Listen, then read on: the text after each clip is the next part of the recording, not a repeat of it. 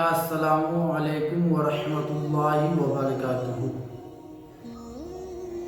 حضرات محترم، سب سے پہلے گنبد خضرا میں آرام فرمانے والے آقا و مولا حضور تاجدار مدینہ راحت قلب و سینہ جناب احمد مجتبی محمد مصطفیٰ صلی اللہ تعالی علیہ وسلم کی بارگاہ رسالت معاب میں درود پاک کا نذرانہ پیش کرے۔ پڑھے بآواز بلند اللہم صلی علی سیدنا سیدنا مولانا محمد بارک وسلم صلو علیہ صلاۃ و سلام علیک یا رسول اللہ صلی اللہ تعالی علیہ وسلم۔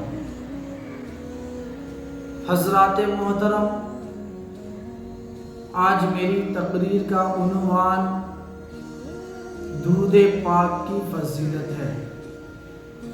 حضرات محترم، خطبہ مسنونہ کے بعد میں نے جس آیت مقدسہ کی تلاوت کرنے کا شرف حاصل کیا، رب تبارک و تعالی قرآن مجید فرقان حمید میں ارشاد فرماتا ہے، ان اللہ و ملائکتہ یصلون علی النبی۔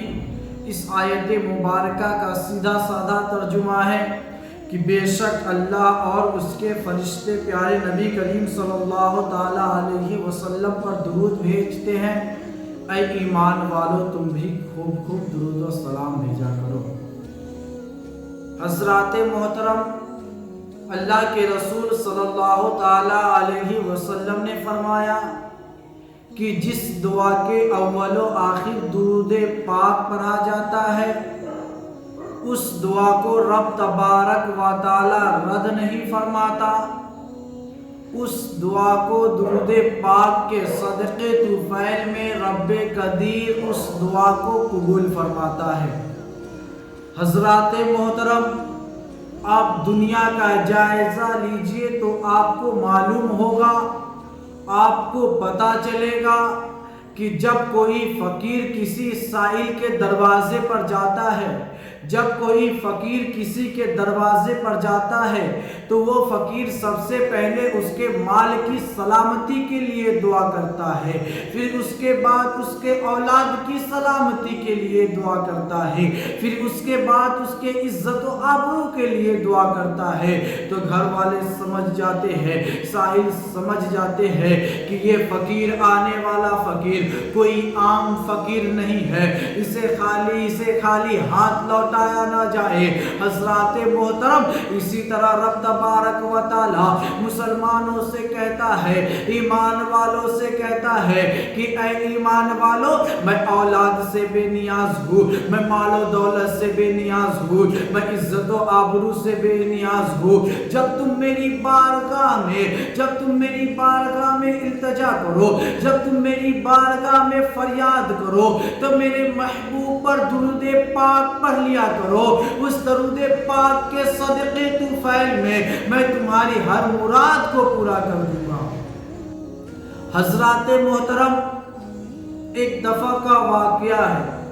حضرت جبریل علیہ السلام رسول اللہ صلی اللہ تعالی علیہ وسلم کے خدمت میں حاضر ہوئے اور فریاد کیا، یا حبیبی یا رسول اللہ صلی اللہ تعالی علیہ وسلم، میں زمین کے ہر ریت کو شمار کر سکتا ہوں، سمندر میں جتنے قطرے ہیں میں سب کو شمار کر سکتا ہوں، آسمان میں جتنا تارا ہے میں سب کو گن سکتا ہوں، آسمان میں جتنا تارا ہے میں سب کو شمار کر سکتا ہوں، مگر یا حبیبی یا رسول اللہ صلی اللہ تعالی علیہ وسلم، ایک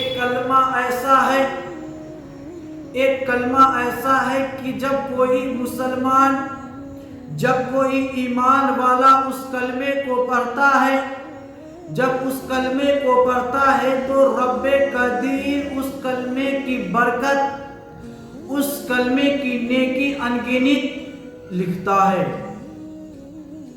تو اللہ کے رسول صلی اللہ تعالی علیہ وسلم نے فرمایا، اے جبرائیل، وہ کون سا کلمہ ہے تو حضرت جبریل علیہ السلام نے ارشاد فرمایا، یا حبیبی یا رسول اللہ صلی اللہ تعالی علیہ وسلم، کہ جب کوئی ایمان والا آپ صلی اللہ تعالی علیہ وسلم پر ایک مرتبہ درود پاک پڑھتا ہے، ایک مرتبہ درود پاک بھیجتا ہے آپ صلی اللہ تعالی علیہ وسلم پر، تو رب تبارک و تعالی اس ایک مرتبہ درود پاک پڑھنے کے صدقے طفیل میں انگنت نعمتوں سے، انگنت ثواب سے نوازتا ہے۔